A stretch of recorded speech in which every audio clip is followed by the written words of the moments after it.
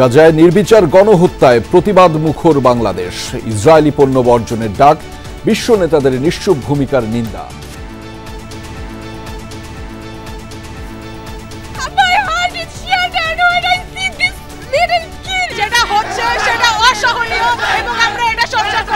Israeli পণ্য যা আছে সব বয়কট করা হোক। নৃশংস যে অত্যাচারের শিকার হচ্ছে আমার ফিলিস্তিনবাসী, আমাদের মুসলমান, এইটার একটা ফুল স্টপ টানতে হবে।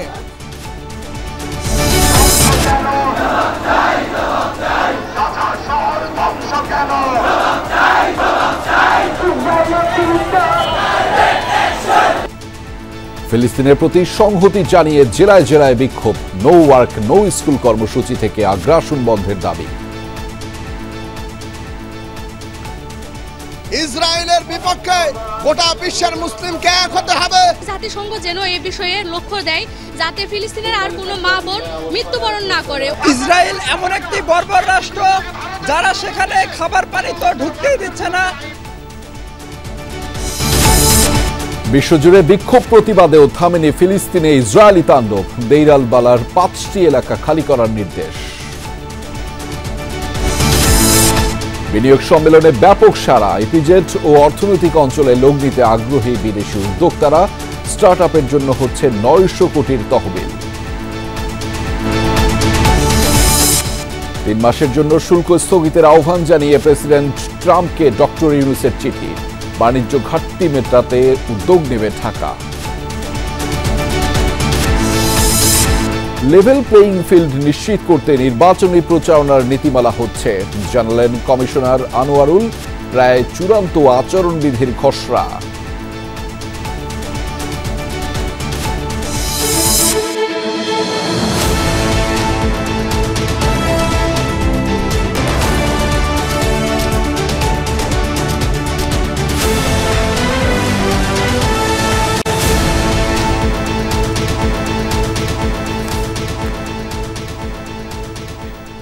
দর্শক, আমন্ত্রণ সন্ধ্যার বাংলাদেশের আয়োজনে আপনাদের সঙ্গে আছি আমি আহমেদ রেজা। এতক্ষণ শিরোনাম দেখছিলেন, এবার জানাচ্ছি বিস্তারিত। গাজায় ইসরায়েলি গণহত্যার প্রতিবাদে মুখর রাজধানী ঢাকা। সকালে শহীদ মিনারে সংহতি সমাবেশ করেন ঢাকা মেডিকেল কলেজের শিক্ষক শিক্ষার্থীরা। ফিলিস্তিনে ইসরায়েলি আগ্রাসনের তীব্র প্রতিবাদ জানান তারা। আর রাজু ভাস্কর্যের সামনের প্রতিবাদ কর্মসূচিতে যোগ দেয় বিভিন্ন স্কুল কলেজের শিক্ষার্থীরা। একই দাবিতে মিছিল হয়েছে জাতীয় মসজিদ বায়তুল মোকাররম ও যাত্রাবাড়ি এলাকা থেকেও। গাজায় চলছে ইসরায়েলি আগ্রাসন, আর তার প্রতিবাদে বিশ্বজুড়ে বিক্ষোভ কর্মসূচিতে একাত্মতা জানিয়ে মুখর বাংলাদেশও। ঢাকা বিশ্ববিদ্যালয়ের রাজু ভাস্কর্যের সামনের দুপুরের চিত্র এমন। ফিলিস্তিনিদের প্রতি সংহতি জানাতে দলে দলে টিএসসিতে এসেছে রাজধানীর বিভিন্ন স্কুল কলেজের শিক্ষার্থীরা। তাদের সাথে যোগ দেন নানা শ্রেণী পেশার মানুষও। গাজায় চলমান অবিশ্বাস্য বর্বরতার তীব্র প্রতিবাদ জানিয়ে ইসরায়েলি পণ্য বর্জনের আহ্বান জানান শিক্ষার্থীরা। প্রত্যেকটা ইসলামী জাতির ইমানের দায়িত্ব ফিলিস্তিনকে সাপোর্ট দেয়া। তারা মুসলমানদের শক্তি আর ইমানি পাওয়ার সম্পর্কে তাদের কোনো ধারণাই নেই। কেন্দ্রীয় শহীদ মিনারে সংহতি সমাবেশ করেন ঢাকা মেডিকেল কলেজের শিক্ষক শিক্ষার্থীরা। যোগ দেন ঢাকা মেডিকেলের ফিলিস্তিনি শিক্ষার্থী Ibrahim Kisku. Israel intentionally targeted the water suppliers, the food storage, and leading people for starvation. And as I'm talking now, this morning, Israel has burned some journalists, and this is happening almost daily. We will keep fighting. We will never bow for anyone. This is my message to the world. গাজাবাসীর হেফাজতের জন্য আমি দোয়া করছি, এবং আল্লাহ যদি এই ইহুদিদের হেদায়েত না দিয়ে থাকে তাদের যেন ধ্বংস করে দেয়। ওলামা মাশায়েখ ও সাধারণ মুসল্লিদের ব্যানারে মিছিল হয়েছে বায়তুল মোকাররমে। বাদ জোহর মিছিলে অংশ নেন হাজারো মুসল্লি। ফিলিস্তিন ফিলিস্তিন জিন্দাবাদ জিন্দাবাদ। বিশ্বের বিবেক কি এখনো নাড়া দেয় না যে এত কোটি কোটি মানুষকে হত্যা করা হচ্ছে? বাংলাদেশ সহ গোটা বিশ্ব থেকে আমরা মুসলমানরা গিয়ে ইসরায়েলের বিরুদ্ধে যুদ্ধ করব। নিপীড়িত ফিলিস্তিনিদের প্রতি সংহতি জানিয়ে সমাবেশ হয়েছে যাত্রাবাড়িতেও। জোহরের নামাজের পর সড়কে নেমে প্রতিবাদ জানায় বিভিন্ন মাদ্রাসার শিক্ষার্থী ও মসজিদের মুসল্লিরা। সমাবেশ থেকে ইসরায়েলি পণ্য বিক্রি করা দোকানও বর্জনের ডাক দেয় ছাত্র জনতা।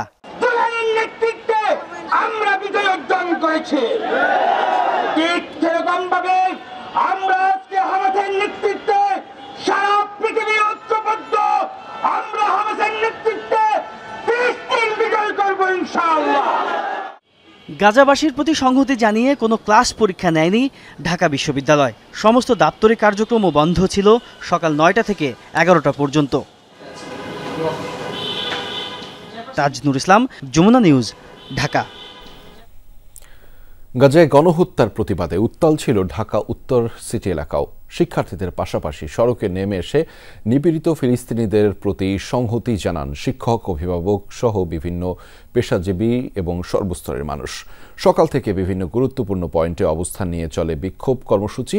প্রত্যেকের কণ্ঠে ছিল ফিলিস্তিনিদের প্রতি সহমর্মিতা আর গাজায় ইসরায়েলি বর্বরতা বন্ধের জোরালো দাবি।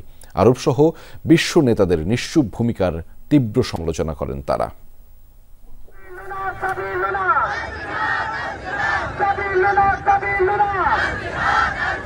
জুলাই আন্দোলনের মতো আবারও এক কাতারে ছাত্র জনতা, তবে এবার নিজেদের জন্য নয়, এক হয়েছেন ফিলিস্তিনিদের মুক্তি আর গাজার গণহত্যা বন্ধের দাবিতে।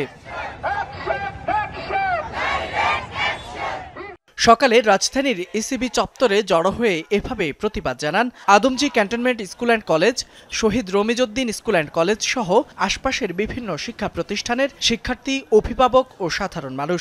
সকলের দাবি অনতিবিলম্বে গাজায় গণহত্যা বন্ধ করতে হবে। আমরা যদি প্রতিবাদ না করি তাহলে একদিন হয়তো এই ফিলিস্তিনের অস্তিত্বই খুঁজে পাওয়া যাবে না। আমরা আমাদের সরকারকে একটা চ্যালেঞ্জ দিতে চাই, আমরা কোনো দোকান, কোনো রেস্টুরেন্ট, কোনো জায়গায় কোনো ইসরায়েলি পণ্যের জায়গা দিতে চাই না। আমরা দেখেছি যে মানুষকে এমন শক্তিশালী বোমা দিয়ে আকাশে উড়িয়ে দেওয়া হয়েছে, এটা একদম বর্বরোচিত হামলা। ইসরায়েল যেভাবে ফিলিস্তিনের উপর অত্যাচার করতেছে সেটা মেনে নেওয়ার মতো না। ইসিবি চত্বরের পাশাপাশি বিক্ষোভ হয়েছে রাজধানীর নর্থ সাউথ ইউনিভার্সিটির সামনেও। সেখানে যোগ দেন আমেরিকান ইন্টারন্যাশনাল ও ইন্ডিপেন্ডেন্ট ইউনিভার্সিটি এবং ভিকারুন্নেসা নুন স্কুল অ্যান্ড কলেজ সহ আশপাশের শিক্ষার্থী ও সাধারণ মানুষ। গাজার নৃশংস গণহত্যার নিন্দা জানিয়ে ইসরায়েলি পণ্য বয়কটের আহ্বান জানান বিক্ষোভকারীরা। আমেরিকা ওয়েস্ট যা করছে সেটা বর্বরতা, নৃশংসতা বা অমানবিকতার বলে কোনো শব্দ দিয়ে বিবরণ দেওয়া যাবে না। My heart is shattered when I see this little kid in this bloodshed. We are sorry. We are so sorry. This is what we can do. As a Muslim Ummah, we failed you. যেটা হচ্ছে সেটা অসহনীয় এবং আমরা এটা সহ্য করব না। নারায়ে তাকবীর, আল্লাহু আকবার। যেখানে সৌদি আরব কিছু করছে না, আরব আমিরাত কিছু করছে না, পাকিস্তান কিছু করছে না, সেখানে আসলে বাংলাদেশ থেকে দাঁড়িয়ে আমরা আমাদের নিজেদের জায়গা থেকে ক্লিয়ার থাকার ট্রাই করছি। বিক্ষোভ হয়েছে রাজধানীর উত্তরাতেও। সেখানে অংশ নেন উত্তরার বিভিন্ন শিক্ষা প্রতিষ্ঠানের হাজার হাজার ছাত্র জনতা। এ সময় গাজার বর্বর গণহত্যার পরও বিশ্ব নেতাদের নিশ্চুপ থাকার নিন্দা জানান তারা। ওদের দোষ কি? শুধু মুসলিম নিজেদের, ওরা কে চেয়েছিল শুধু নিজেদের বাসস্থানে থাকতে, এটা কি ওদের অপরাধ? ওনারা শিশু বাচ্চা থেকে শুরু করে যে বয়স্ক মানুষ কাউকে ছাড়ছে না, একদম পুরো গাজাটাকে তারা ধ্বংস করে দিচ্ছে। এটা কোনোভাবে মেনে নেওয়ার মতো না। আমরা ইসরায়েলি পণ্য যদি বয়কট করি তাহলে অবশ্যই ফিলিস্তিনের জন্য বেনিফিট আসবে। রাজধানীর বাড্ডা এলাকায়ও গাজায় বর্বর গণহত্যার প্রতিবাদে বিক্ষোভ করেছে ব্র্যাক ইউনিভার্সিটির শিক্ষার্থীরা। গাজায় ইসরায়েলি গণহত্যা সত্ত্বেও আরব ও বিশ্ব নেতাদের ভূমিকার নিন্দা জানান তারা। এই দেশগুলা নিজেদেরকে মুসলিম প্রধান বলে গর্ববোধ করে, তারা কিভাবে এই জিনিসের কথা না বলে? সমস্ত হাসপাতাল উড়িয়ে দেওয়া হয়েছে, সেখানে কোনো বেঁচে থাকার মতো কোনো শ্বাস প্রশ্বাসের অবস্থা নাই। মিরপুর এলাকায় প্রতিবাদ মিছিলে মুখর ছিলেন বাংলাদেশ ইউনিভার্সিটি অব প্রফেশনালস বিইউপির শিক্ষার্থীরা। দাবি জানান দ্রুত বন্ধ করতে হবে গণহত্যা, মুক্ত স্বাধীন রাষ্ট্র দিতে হবে ফিলিস্তিনিদের। বিকেলে বাংলা মোটর এলাকায় বিক্ষোভ করেন ব্যবসায়ী ও আশপাশের এলাকার বিভিন্ন শ্রেণী পেশার মানুষ। ফিলিস্তিনিদের স্বাধীন রাষ্ট্রের স্বীকৃতি ইস্যুতে বিশ্ববাসীকে এক কাতারে দাঁড়ানোর আহ্বান ছিল সবার কণ্ঠে। ফয়সাল মাহমুদ, যমুনা নিউজ, ঢাকা। গাজা উপত্যকায় ইসরায়েলি বাহিনীর চলমান গণহত্যা ও গুরুতর মানবাধিকার লঙ্ঘনের ঘটনায় নিন্দা জানিয়েছে বাংলাদেশ সরকার। সোমবার পররাষ্ট্র মন্ত্রণালয়ের এক বিজ্ঞপ্তিতে এই তথ্য জানানো হয়। বলা হয়েছে, ইসরায়েলি হামলায় নারী ও শিশুসহ বহু ফিলিস্তিনি নিহত হয়েছেন। এই যুদ্ধে গাজায় মানবিক সাহায্য পৌঁছানো বাধাগ্রস্ত হয়েছে। ইসরায়েলকে অবিলম্বে সব ধরনের অভিযান বন্ধ করার আহ্বান জানানো হয় পররাষ্ট্র মন্ত্রণালয় থেকে। এছাড়া জাতিসংঘ সহ আন্তর্জাতিক সম্প্রদায়কে অবিলম্বে নিঃশর্ত যুদ্ধবিরতি কার্যকর করতে বিশেষ গুরুত্ব দেওয়ার কথাও বলা হয়েছে বিজ্ঞপ্তিতে। এছাড়া উল্লেখ করা হয়, চলমান ফিলিস্তিন সমস্যার একটি টেকসই দুই রাষ্ট্রভিত্তিক সমাধান চায় বাংলাদেশ। আন্তর্জাতিক আইন মেনে ফিলিস্তিনিদের শান্তি, মর্যাদা ও ন্যায় বিচারের আকাঙ্ক্ষার ভিত্তিতে শান্তি বাস্তবায়নে সবাইকে সহযোগিতার হাত বাড়ানোর আহ্বানও জানিয়েছে বাংলাদেশ সরকার। দর্শক, দিন জুড়েই আসলে নানা ধরনের বিক্ষোভ কর্মসূচি পালিত হয়েছে। এখনও আসলে শাহবাগে বিক্ষোভ কর্মসূচি পালিত হচ্ছে। আমরা সেই খবরের বিস্তারিত আপনাদেরকে জানাতে চাই এবং সেটি জানাতেই শাহবাগ থেকে আমাদের সাথে যুক্ত রয়েছেন সহকর্মী আরিফুর রহমান সবুজ। তার মাধ্যমে জানাবো সেখানকার সবশেষ পরিস্থিতিগুলো। সবুজ, মার্কিন দূতাবাস অভিমুখে পদযাত্রা শেষ পর্যন্ত ঠিক কতটুকু এগোলো সেটি একটু বিস্তারিত জানাতে চাই এবং একই সাথে জানাবেন সেখানকার এখন কি কার্যক্রম চলছে।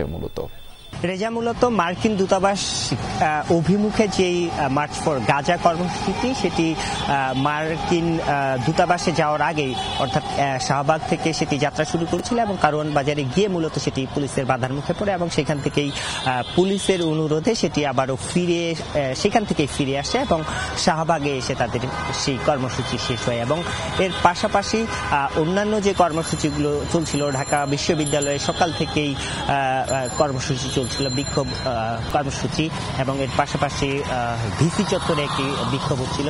সব কর্মসূচিগুলোই আসলে সন্ধ্যার পরপরই শেষ হয়ে যায় এবং এর পরে মূলত বিচ্ছিন্নভাবে বিভিন্ন স্কুল কলেজের শিক্ষার্থীরা যারা একজোট হয়ে বিভিন্ন জায়গায় অর্থাৎ ঢাকা বিশ্ববিদ্যালয়ের কর্মসূচি সহ বিভিন্ন কর্মসূচিতে যোগ দিয়েছিলেন, তারা বিচ্ছিন্নভাবে বিক্ষোভ প্রদর্শন করতে করতেই আবার ফিরে গিয়েছেন। কিছুক্ষণ আগে এখানে স্কুল কলেজের শিক্ষার্থীরাই কোনো ব্যানার ছাড়াই, সুনির্দিষ্ট কোনো আসলে ব্যানার নেই, তারা এখানে বিক্ষোভ করছিলেন। সেখানে নেতানিয়াহু সহ বিশ্ব নেতারা, বিশেষ করে ইসরায়েলের যাদেরকে সহযোগী ধরা হয় সেই দেশগুলোর নেতাদের কুশপুত্তলিকা দাহ করা হয় এবং তারা বলছেন যে এই যে নৃশংসভাবে যে বর্বরতা চালানো হচ্ছে ফিলিস্তিনে, সেটি অবিলম্বে বন্ধ করা হোক এবং এটার জন্য সংশ্লিষ্ট বিশেষ করে জাতিসংঘ বিশেষ ভূমিকা পালন করতে পারে, জাতিসংঘ যেন সেই ভূমিকাটি রাখে এবং বাংলাদেশের অন্তর্বর্তীকালীন সরকারও যেন জনমত গঠনে সহায়তা করে, সেই দাবিটি জানিয়েছেন এসব কর্মসূচি থেকে। রেজা, সেই খবরে আপনার মাধ্যমে জানছিলাম। ধন্যবাদ সবুজ আমাদের সাথে যুক্ত হওয়ার জন্য। গাজায় ইসরায়েলি আগ্রাসনের প্রতিবাদে দেশ জুড়ে পালিত হচ্ছে নো ওয়ার্ক নো স্কুল কর্মসূচি। বিভিন্ন জেলায় সমাবেশে যোগ দেন সর্বস্তরের মানুষ। সকলের একটাই দাবি, ইসরায়েলি আগ্রাসন বন্ধ হোক এখনই, গড়ে উঠুক স্বাধীন ফিলিস্তিন।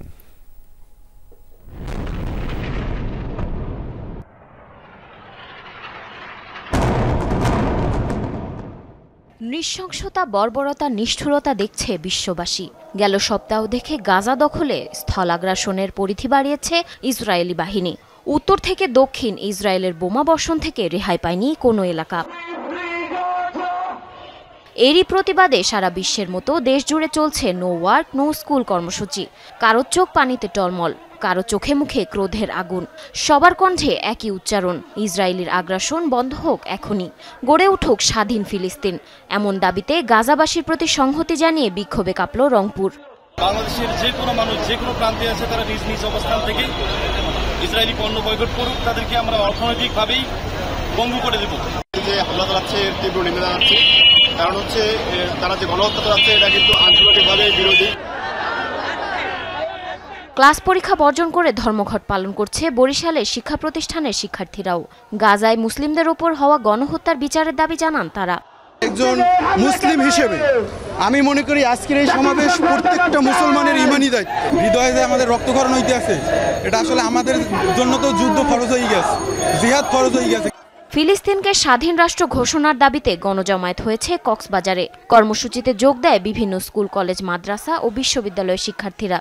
গাজাবাসীরা হলো আমাদের ভাই বোন, এদের প্রতি যে অন্যায়ভাবে জুলুম করা হচ্ছে, গণহত্যা চালা হচ্ছে, তো আমি তাদের দুঃখে দুঃখিত হয়ে আমি আর ঘরে বসে থাকতে পারলাম না। গাজায় ইসরায়েলের চলমান আগ্রাসন, নারী শিশুসহ হাজারো নিরীহ মানুষের হত্যা এবং মানবাধিকার লঙ্ঘনের প্রতিবাদ জানায় নাটোরের হাজারো মানুষ। বক্তারা বলেন, গণহত্যার দায়ে ইসরায়েলকে আন্তর্জাতিক আদালতের মাধ্যমে বিচার করতে হবে।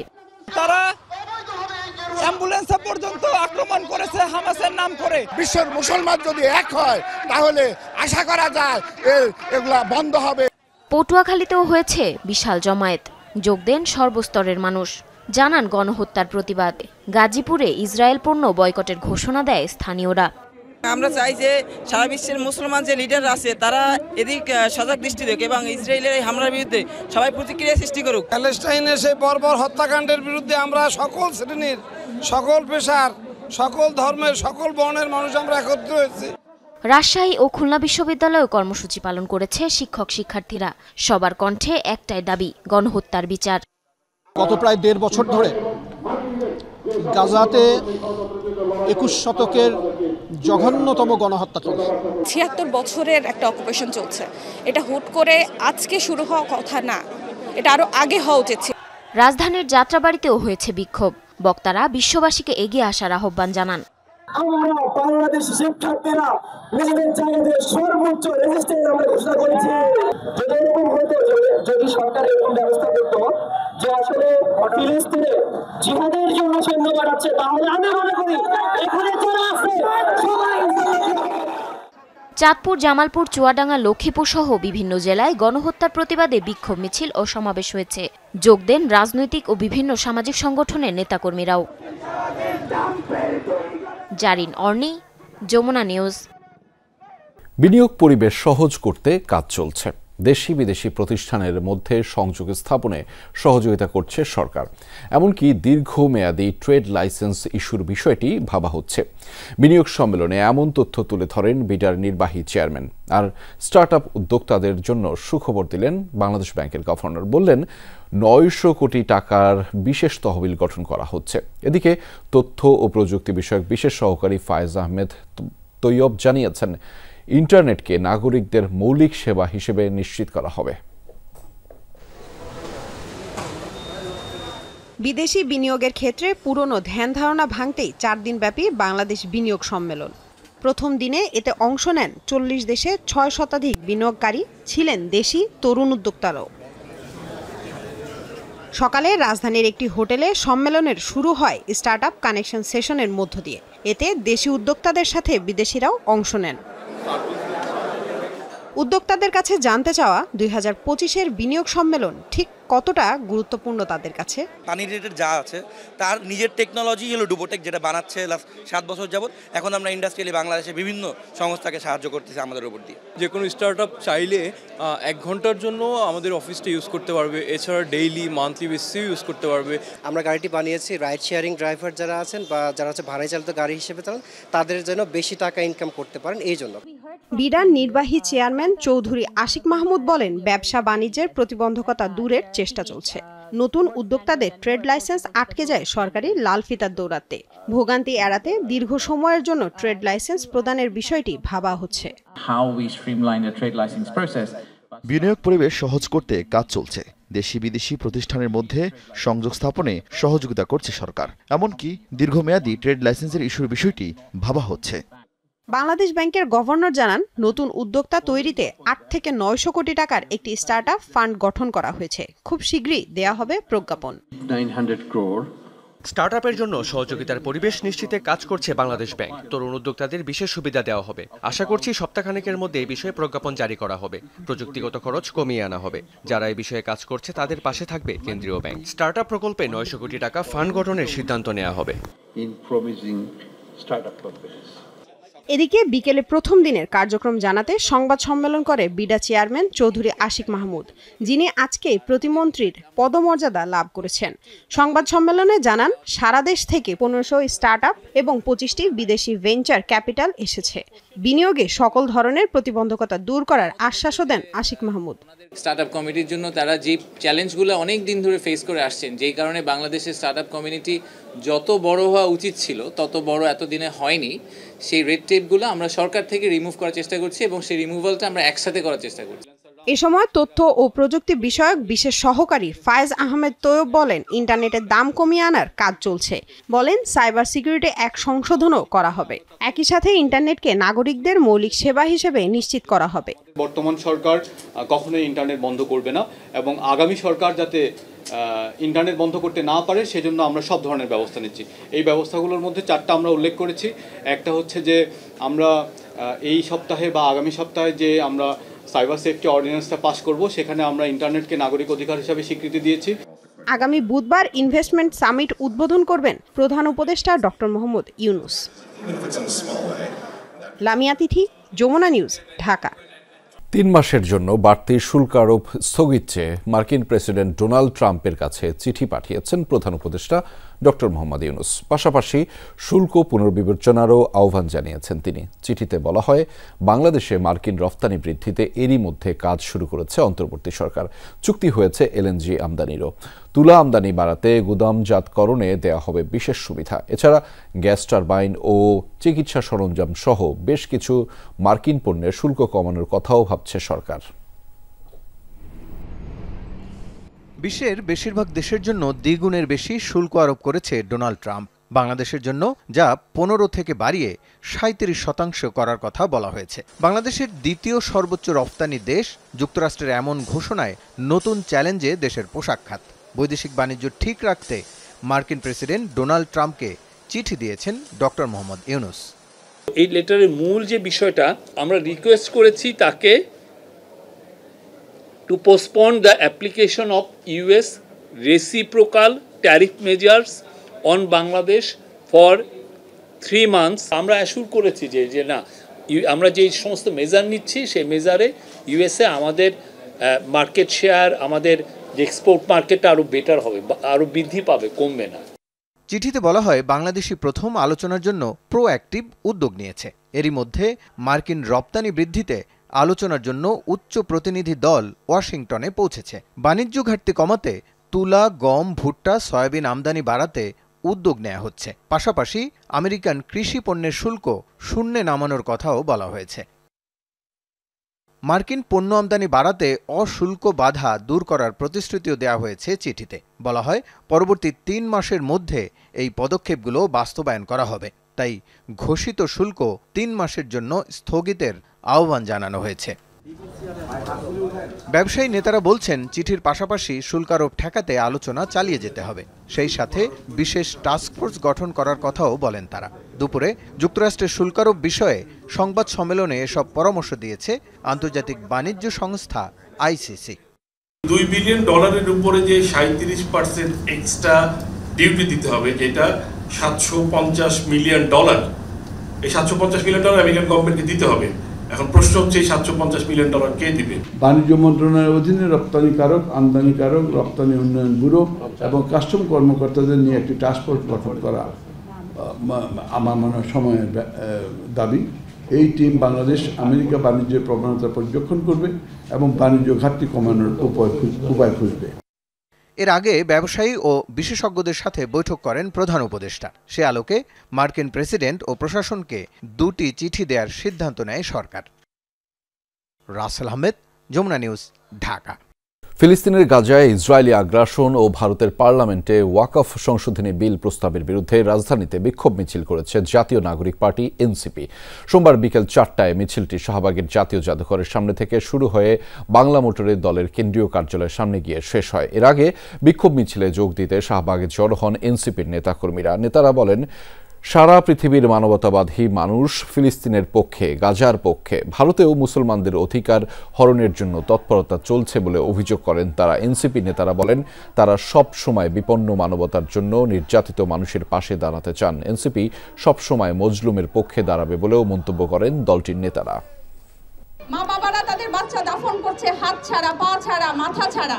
এর থেকে বিভৎস, এর থেকে নৃশংস এই 2025 সালে এরকম একটা উন্নত বিশ্বে আর কি হতে পারে? আমি পশ্চিমা বিশ্বকে বলতে চাই, আপনাদের নারী অধিকার কোথায়? আপনাদের শিশু অধিকার কোথায়? আপনাদের মানবতা কোথায়? বাংলাদেশ রাষ্ট্রের হয়ে, বাংলাদেশ রাষ্ট্রের সামর্থ্য আছে, সেই সামর্থ্যের সর্বোচ্চটুকু দিয়ে আন্তর্জাতিক পর্যায়ে প্যালেস্টাইন রাষ্ট্রের পক্ষে তাদের ভয়েস, বাংলাদেশের ভয়েস অবশ্যই উঁচু করে তুলে ধরতে হবে। অবিলম্বে গাজায় নারী শিশু হত্যা সহ ন্যাক্কারজনক হামলা বন্ধ করতে হবে, তা না হলে বিশ্ব মুসলিম গাজার দিকে মার্চ করতে বাধ্য হবে বলে হুঁশিয়ারি দিয়েছেন বাংলাদেশ জামায়াতে ইসলামের নেতারা। সোমবার রাজধানীতে এক বিক্ষোভ মিছিল শেষে এসব কথা বলেছেন ঢাকা মহানগর উত্তর জামায়াতে ইসলামের secretary general doctor Rezaul Karim. তিনি বলেন, পৃথিবীর কাছে ইসরায়েলের কার্যক্রম আইয়ামে জাহেলিয়াতের বর্বর যুগের ইতিহাসকে হার মানিয়েছে। ইসরায়েল গণহত্যা পরিচালনার মাধ্যমে পৃথিবীর মানচিত্রে সন্ত্রাসী রাষ্ট্র হিসেবে পরিণত হয়েছে। এছাড়াও তরুণ যুবকদের প্রতি আহ্বান জানিয়ে ছাত্র শিবিরের সাবেক কেন্দ্রীয় সভাপতি বলেন, জ্ঞান বিজ্ঞান ও প্রযুক্তি বিষয়ে দক্ষ হয়ে তৈরি হওয়ার মাধ্যমে ইসরায়েলকে বয়কট করে গাজাবাসীর পাশে দাঁড়াতে হবে। সন্ত্রাসী ইসরায়েলের কালো থাবা থেকে তাদের মুক্ত করতে জ্ঞান বিজ্ঞান ও দক্ষতার মাধ্যমে চূড়ান্ত লড়াই চালিয়ে যেতে হবে। বিক্ষোভ মিছিলে জামায়াতে ইসলামের বিভিন্ন স্তরের নেতাকর্মীরা অংশ নেন।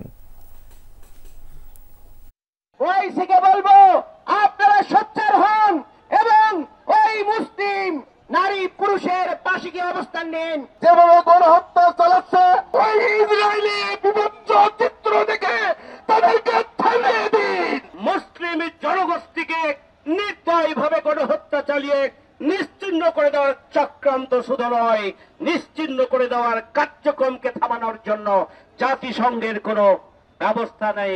ফিলিস্তিনের গাজায় ইসরায়েলি বাহিনীর গণহত্যা ও নির্বিচার হামলা বন্ধের দাবিতে সোচ্চার হয়েছে দেশের আইনজীবী সমাজ। দুপুরে সুপ্রিম কোর্ট বার কাউন্সিল ভবনের সামনে গাজায় গণহত্যা বন্ধের দাবিতে মানববন্ধন ও বিক্ষোভ করেছেন আইনজীবীরা। এ সময় তারা বলেন, গাজার নিরীহ মানুষের উপর ইসরায়েলি বাহিনী যে গণহত্যা চালাচ্ছে তা কোনোভাবেই কাম্য নয়। তাদের হামলা থেকে নারী শিশুরাও রেহাই পাচ্ছে না। এমনকি হাসপাতাল মসজিদে বোমা হামলা চালাচ্ছে বর্বর ইসরায়েল, যা চরম মানবাধিকার লঙ্ঘন। আন্তর্জাতিক আইনে এই বর্বর বাহিনীর বিচারের দাবি জানিয়েছেন আইনজীবীরা। ইসরায়েলের বর্বর আগ্রাসন, গাজায় চলমান গণহত্যার বিরুদ্ধে সবাইকে রুখে দাঁড়ানোর আহ্বান জানিয়ে তারা বলেন, ইসরায়েলি সকল পণ্য বর্জন করতে হবে। প্রতিবেশী দেশের সাথে স্বার্থ রক্ষায় ডক্টর ইউনূস ও নরেন্দ্র মোদীর বৈঠক জরুরি ছিল। একথা উল্লেখ করে বিশ্লেষকরা বলছেন, রাজনৈতিক পরিস্থিতি বদলালেও প্রতিবেশী বদলানো সম্ভব নয়, বরং স্বার্থ সংশ্লিষ্ট বিষয়গুলোকে অগ্রাধিকার দিয়ে কিভাবে সম্পর্ক উন্নয়ন করা যায় সেদিকেই নজর দেওয়া উচিত। এছাড়া গণমাধ্যম, বিশেষ করে ভারতীয় মিডিয়ার গুজব ও অপতথ্য রোধে এখনই নীতি নির্ধারণী পর্যায়ে ব্যবস্থা নেওয়া দরকার বলেও মত তাদের।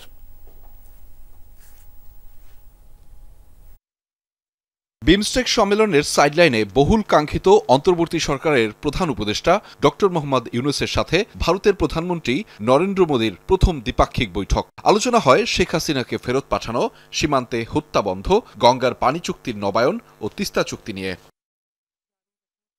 ভারত বাংলাদেশের সংখ্যালঘুদের নিরাপত্তা নিয়ে উদ্বেগ প্রকাশ করেছে। ঢাকা দিল্লির সম্পর্ক খারাপ হয় এমন বক্তব্য পরিহার করার আহ্বানও জানানো হয়েছে দেশটির পক্ষ থেকে। শীর্ষ পর্যায়ের এই বৈঠক নিয়ে আন্তর্জাতিক সম্পর্ক বিশ্লেষকরা মনে করেন, দুই দেশই স্বার্থ সংশ্লিষ্ট বিষয়গুলোকে অগ্রাধিকার দিয়েছে। ভারত চাচ্ছে বাংলাদেশের নির্বাচন নিয়ে তারা কথা বলেছে, সংখ্যালঘুদের বিষয়ে তারা কথা বলেছে। এই দুইটা ইস্যু কিন্তু পিওরলি বাংলাদেশের ইন্টারনাল ইস্যু। এটা কিন্তু ভারতের সঙ্গে বাংলাদেশের কোনো দ্বিপক্ষীয় ব্যাপার না। বাংলাদেশে নির্বাচন হবে কি হবে না, বা কবে হবে, বাংলাদেশের গণতান্ত্রিক প্রক্রিয়া কি হবে, এইটা বাংলাদেশের পলিটিক্যাল পার্টি এবং বাংলাদেশের জনগণ ঠিক করবে। ট্রাম্প কার্ড এখন তারা দুইটাই ব্যবহার করে। একটা হলো যে নির্বাচিত সরকার নাই, আর একটা হলো মাইনরিটি। সো এই দুইটার একটাও কিন্তু ভারতের উদ্বিগ্ন অথবা ইনভলভ হওয়ার মতো কোনো বিষয় না। বৈঠকের গুরুত্ব অপরিসীম উল্লেখ করে ভারতীয় গণমাধ্যমের উস্কানি বন্ধে নীতি নির্ধারণী পর্যায়ে পদক্ষেপের তাগিদ দেন বিশ্লেষকরা। নরেন্দ্র মোদী যে ডিসইনফরমেশনের কথা বলেছে বা যে ধরনের বক্তব্যে দুই দেশের মধ্যে সম্পর্ক খারাপ হতে পারে সেগুলি পরিহার করার কথা বলেছেন। তবে আমার ধারণা যেটা, যে এই বক্তব্যটা ভারতীয় মিডিয়ার ক্ষেত্রে বা ভারতীয় রাজনীতিবিদদের উপরে বেশি খাটে বাংলাদেশের তুলনায়। বাংলাদেশে সংখ্যালঘু নির্যাতন, যারা সংখ্যালঘু তারা বাংলাদেশের নাগরিক। বাংলাদেশের নাগরিকদের দায়িত্ব বাংলাদেশের মানুষের, বাংলাদেশের সরকারের। এটা কমপ্লিটলি ইন্টারনাল বিষয়। এখন পার্শ্ববর্তী দেশ হিসেবে তারা যে এই বিষয়ে অতিরিক্ত কনসার্ন দেখাচ্ছে বা কথা বলছে, সেটা আসলে একটা ডিপ্লোম্যাটিক নরম ভঙ্গ করা। ভারতের মিডিয়া যে কথাগুলো বলছে, এগুলো কিন্তু শুধু মিডিয়ার কথা না, সরকারি লেভেল থেকে হয়তো অনেক কথা তারা বলছে না, যেটা তারা মিডিয়াকে দিয়ে বলাচ্ছে। মিডিয়া আগে সেই কথাগুলোকে তারা রেডি করছে, যাতে করে ভারত সরকার পরবর্তীতে সেগুলো নিয়ে আলাপ তুলতে পারে। রাজনৈতিক পরিস্থিতি বদলালেও প্রতিবেশী বদলানো যায় না, এই বাস্তবতা মনে করিয়ে দিয়ে বিশ্লেষকরা বলছেন, সম্পর্ক কিভাবে আস্থা ও মর্যাদার ভিত্তিতে করা যায় সেদিকেই গুরুত্ব দেওয়া জরুরি। বাংলাদেশের সার্বভৌমত্বকে অটুট রেখে এবং একটা সমতার ভিত্তিতে সম্পর্ক। আহমেদ রেজা, যমুনা নিউজ, ঢাকা। আইনের সর্বোচ্চ কঠোরতা নিশ্চিত করা যায় এমনভাবে রাজনৈতিক দল এবং প্রার্থীদের আচরণ বিধিমালা করা হচ্ছে বলে জানিয়েছেন নির্বাচন কমিশনার আনোয়ারুল ইসলাম সরকার। বলেন, লেভেল প্লেয়িং ফিল্ড নিশ্চিতে প্রচারণায় সব প্রার্থীর সমান সুযোগ দেওয়ার ব্যবস্থা সংযুক্ত রাখা হচ্ছে। কমিশন সভা শেষে তিনি জানিয়েছেন, সীমানা নির্ধারণ নিয়ে আইন সংশোধনের অনুমোদন না হলে বিদ্যমান সীমানাতেই নির্বাচন হবে। ধরাবাঁধা নিয়ম থাকলেও আইনের তোয়াক্কা না করে হরহামেশাই নির্বাচনী প্রচারণা চালান প্রার্থীরা। জরিমানা করেও ঠেকানো যায় না আচরণবিধি লঙ্ঘন। তাই রাজনৈতিক দল এবং প্রার্থীদের লাগাম টেনে ধরতে জাতীয় সংসদ নির্বাচনে রাজনৈতিক দল ও প্রার্থীদের আচরণবিধিতে আনা হচ্ছে সংশোধন। সোমবার নির্বাচন কমিশনার আনোয়ারুল ইসলাম সরকারের সভাপতিত্বে সীমানা পুনর্নির্ধারণ, রাজনৈতিক দলের নিবন্ধন, ভোট কেন্দ্র স্থাপন এবং স্থানীয় সরকারের নির্বাচন নিয়ে কমিশন সভা অনুষ্ঠিত হয়। সভা শেষে নির্বাচন কমিশনার জানান, আচরণবিধির খসড়া প্রায় চূড়ান্ত, যেখানে প্রচারণায় সব প্রার্থীকে সমান সুযোগ দেয়া, ন্যূনতম নির্বাচনী ব্যয় সহ লেভেল প্লেয়িং ফিল্ড নিশ্চিতের ব্যবস্থা রাখা হয়েছে। আগামী জাতীয় নির্বাচনের প্রচারণায় পোস্টার থাকছে না বলেও জানান তিনি। পারস্পরিক সৌহার্দ্যপূর্ণ অবস্থায় একবারে গ্রামীণ পর্যায়ে পর্যন্ত নিরবিচ্ছিন্নভাবে লেভেল প্লেয়িং ফিল্ড হিসাবে সব প্রার্থী সমভাবে প্রচারণা করতে পারে, সেই ধরনের একটা অ্যাটিটিউড নিয়ে আমরা আচরণ বিধিমালাটা করতে চাচ্ছি। আনোয়ারুল ইসলাম বলেন, সীমানা নির্ধারণ নিয়ে আইন সংশোধনের অনুমোদন না হলে বিদ্যমান সীমানাতেই নির্বাচন হবে। সীমানা নির্ধারণের যে প্রস্তাবনাটা আমরা প্রিন্টিং মিটিংয়ের জন্য পাঠিয়েছিলাম, এটি ঈদের আগে ক্যাবিনেট মিটিং হয়েছে, এখনও আমরা অনুমোদন পাইনি। অনুমোদন পেলে পরেই আমরা এই ডিলিমিটেশনের কাজটা করব। আর যদি অনুমোদন না হয় তাহলে আপনার বিদ্যমান যেই আসন বিন্যাস রয়েছে সেই আসনের ভিত্তিতে নির্বাচন অনুষ্ঠিত হবে। ইসি আনোয়ারুল বলেন, দলের সংখ্যা ও তাদের চাহিদা এবং আবেদনের উপর নির্ভর করবে নিবন্ধন নিয়ে ইসির সিদ্ধান্ত। আইনি জটিলতা থাকায় রাষ্ট্র সংস্কার আন্দোলন বাদে অন্য রাজনৈতিক দলগুলোর নিবন্ধন নিয়ে বাধা নেই বলেও জানান তিনি। যাদের প্রয়োজন নিবন্ধনের, আমরাও প্রস্তুত আছি যে নিবন্ধন দিব। যারা নিবন্ধন চাবেন তারা যদি আবেদন করেন তাহলে আমরা দিতে পারব। তানফির মৌসুম, যমুনা নিউজ, ঢাকা। পহেলা বৈশাখে পান্তার সাথে ইলিশ না খেয়ে পোড়া মরিচ ও ভর্তা খাওয়া ভালো বলে মন্তব্য করেছেন মৎস্য ও প্রাণী সম্পদ উপদেষ্টা। জানিয়েছেন, ইলিশ বৈশাখের সংস্কৃতি নয়। এ সময় ইলিশ খাওয়ার মানে নিষিদ্ধ জাটকা খাওয়াও বলেও উল্লেখ করেন তিনি, যা আসলে আইনের লঙ্ঘন বলেও মনে করেন উপদেষ্টা। এজন্য তিনি এবারের পহেলা বৈশাখে পান্তার সাথে ইলিশ না খাওয়ার আহ্বান জানিয়েছেন। পহেলা বৈশাখ সব ধর্মবর্ণের সম্মিলনে দিনে দিনে হয়েছে বাঙালির এক সর্বজনীন উৎসব। উদযাপনের এই উৎসবে ৮০-র দশকে যুক্ত হয়েছে পান্তার সাথে ইলিশ খাওয়ার রেওয়াজ। একে বৈশাখী রসনার আরোপিত সংস্কৃতি বলেছেন মৎস্য উপদেষ্টা। জানান, কিছু শহুরে মানুষ এই রেওয়াজ চালু করেছে, এর সাথে গ্রামের সম্পর্ক কম। আবার যে সময় উদযাপিত হয় বৈশাখ, সেই সময় জাটকা বা ছোট অবস্থায় থাকে ইলিশ। সরকারিভাবে নিষিদ্ধ থাকে জাটকা ধরাও। তাই বৈশাখের প্রথম দিনে জাটকার নামে ইলিশ খাওয়া আইনেরও লঙ্ঘন বলে মনে করেন উপদেষ্টা। পান্তা ইলিশ আমাদের সংস্কৃতির কোনো অংশ না, আরোপিত সংস্কৃতি আমি বলবো। এটা মনে রাখতে হবে, পয়লা বৈশাখে যারা ইলিশ খাবেন তারা আসলে জাটকাই খাবেন এবং তারা আইনের লঙ্ঘন করছেন। তো কাজে এটা বাজারে পাওয়া যাওয়াটাও কিন্তু আইনের লঙ্ঘন হবে। এবারের পয়লা বৈশাখে পান্তার সাথে ইলিশ না খাওয়ার আহ্বান জানিয়েছেন উপদেষ্টা ফরিদা আক্তার। ঐতিহ্য রক্ষায় পরামর্শ দিয়েছেন পান্তার সাথে শাক, ভর্তা আর পোড়ামরিচ খাওয়ার। পয়লা বৈশাখের দিনে আপনি বাতাসা খান, আপনি মিষ্টি খান, দই চিড়া খান, ছাতুর শরবত খান, আর নর্মাল ভাত খাবেন। পান্তা ভাতের সাথে ভর্তাটাই বেশি ভালো, আর তার সাথে পোড়ামরিচ খান আরও ভালো। ইলিশ সাধারণ মানুষের ক্রয় ক্ষমতার নাগালে রাখতে সরকারের চেষ্টার কমতি নেই বলে দাবি করেছেন মৎস্য উপদেষ্টা। জাতীয় মাছ রক্ষায় মন্ত্রণালয়ের উদ্যোগে ৮ এপ্রিল থেকে শুরু হচ্ছে জাটকা সংরক্ষণ সপ্তাহ, চলবে ১৪ এপ্রিল পর্যন্ত। সাধারণ মানুষের নাগালের মধ্যে যেন থাকে। আলমগীর স্বপন, যমুনা নিউজ, ঢাকা। গাজায় চলমান ইসরায়েলি আগ্রাসনের প্রতিবাদে বিক্ষোভ হয়েছে বিভিন্ন দেশে। ইসরায়েলের নির্বিচার বর্বরতা বন্ধ এবং তেল আবিবকে আন্তর্জাতিক আইন লঙ্ঘনের কারণে জবাবদিহিতার আওতায় আনার দাবিতে চলছে এই কর্মসূচি। তবে বিক্ষোভ প্রতিবাদ উপেক্ষা করেই গাজায় হামলা অব্যাহত রেখেছে ইসরায়েল। প্রাণ গেছে আরও অর্ধশত ফিলিস্তিনির। এদিকে ফিলিস্তিনে হামলা বন্ধ করে দ্রুত যুদ্ধবিরতি কার্যকরের আহ্বান জানিয়েছে ফ্রান্স। গাজায় হামলার প্রতিবাদে বিক্ষোভে উত্তাল মরক্কো এবং তুরস্ক। সোমবার বিশ্বব্যাপী ধর্মঘটের ডাক দেয় ফিলিস্তিনের ন্যাশনাল অ্যান্ড ইসলামিক ফোর্সেস। তারই সমর্থনে বিভিন্ন দেশে চলছে বিক্ষোভ প্রতিবাদ। ইসরায়েলের নির্বিচার বর্বরতা থামাতে এবং তেল আবিবকে আন্তর্জাতিক আইন লঙ্ঘনের কারণে জবাবদিহিতার আওতায় আনার দাবিতে এই কর্মসূচি। তবে বিশ্বজুড়ে চলা বিক্ষোভ প্রতিবাদ সত্ত্বেও নির্বিকার তেল আবিব। গাজায় চলছে নির্বিচার হামলা। দেইর আল বালার আরও 5টি এলাকা খালি করার নির্দেশ দেয় আইডিএফ। তারপর চালানো হয় অমানবিক তাণ্ডব। মধ্য গাজা আল আকসা হাসপাতাল সংলগ্ন এলাকাতেও বোমা ছোড়ে আইডিএফ। আমাদের আর কোনো আশা নেই। কিসের আশায় বাঁচবো আমরা? গত রাতে এসব ধ্বংসস্তূপ লক্ষ্য করেও হামলা হয়েছে। ট্রাম্প এবং নেতানিয়াহু একই মুদ্রার এপিঠ ওপিঠ। এই দুজনই সন্ত্রাসী।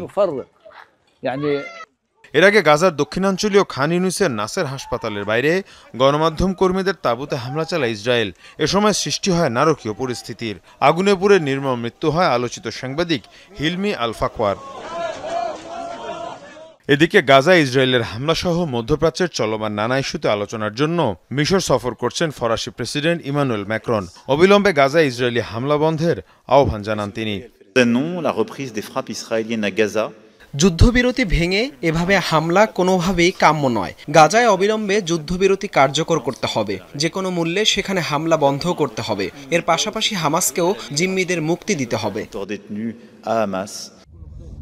এদিকে গাজা ইসরায়েলের হামলায় রেড ক্রিসেন্টের 15 সদস্যের মৃত্যুর ঘটনায় সুষ্ঠু তদন্তের দাবি জানিয়েছে স্বেচ্ছাসেবী সংগঠনটি। গেল মাসে রাফা ইসরায়েলি সেনাদের গুলিতে নিহত হন তারা। মীর মুশফিকা হাসান, যমুনা নিউজ। গাজায় গণহত্যার প্রতিবাদে শুক্রবার দেশব্যাপী বিভিন্ন সংগঠনের প্রতিবাদ কর্মসূচি থাকায় একদিন পিছিয়ে 12 এপ্রিল হবে সবার আগে বাংলাদেশের স্বাধীনতা কনসার্ট। এ সংক্রান্ত অনুমতি নিতে দুপুরে ঢাকা মহানগর পুলিশ কমিশনারের কার্যালয়ে যান সবার আগে বাংলাদেশ ফাউন্ডেশনের আহ্বায়ক বিএনপি নেতা শহীদ উদ্দিন চৌধুরী অ্যানি।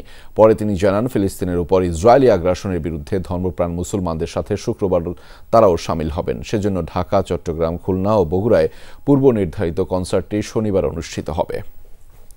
জামালপুরের বকশীগঞ্জ উপজেলা নির্বাহী কর্মকর্তা মাসুদ রানার বিরুদ্ধে চাঁদাবাজির মামলা করেছেন এক ভুক্তভোগী। আসামি করা হয়েছে শেরপুরের নালিতাবাড়ি উপজেলার নির্বাহী কর্মকর্তা ফারজানা আক্তার ববি এবং সহকারী কমিশনার আনিসুর রহমানকেও।